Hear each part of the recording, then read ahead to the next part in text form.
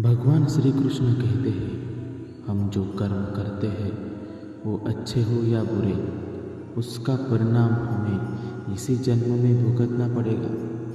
क्योंकि केवल इंसान ही अच्छे और बुरे कर्म करता है। पशु पक्षी जानवर ये कभी बुरे कर्म नहीं करते।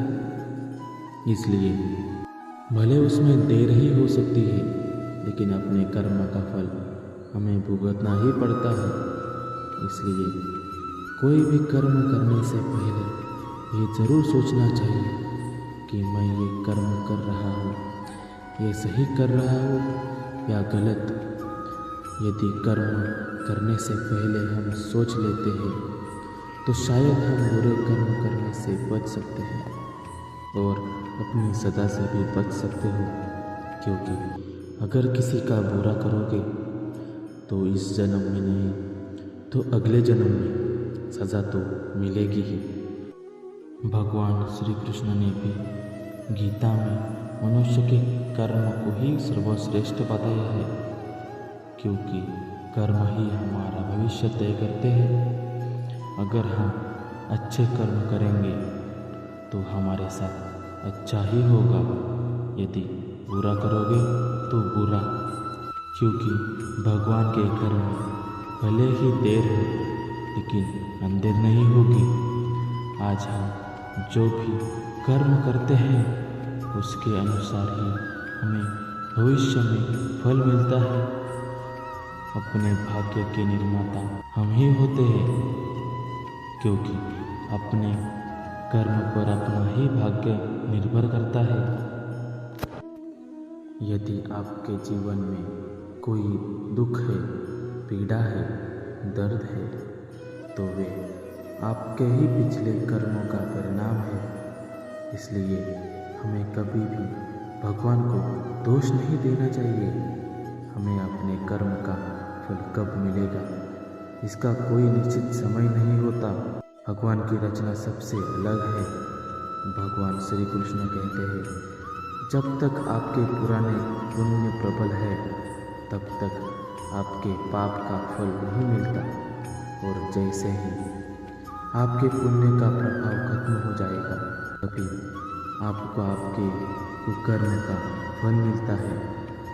यही विधि का विधान है, इसे कोई भी बच नहीं सकता, मगर सत्संग दंड को कम कर सकता है। इसलिए सत्संग करना आपके जीवन के लिए लाभदायी हो सकता है। जिस दिन आपके हाथ से कोई पाप हो जाता है तो उसके अगले दिन उपवास रखें। एक उत्तम कर्म भूमि है और कर्म तो करना ही पड़ेगा। तो कोई कुकर्म करने से अच्छा है कि जीवन में अच्छे कर्म करें। अगर आप जीवन में किसी का बुरा करोगे तो आपके जीवन में बुरा ही होगा। अपने पास गाड़ी बंगला धन दौलत पैसा होना यह आपके अच्छे कर्म का परिणाम है, और दुख दर्द परेशानी यह आपके कुकर्म का नतीजा है जो अभी भोग रहे हो।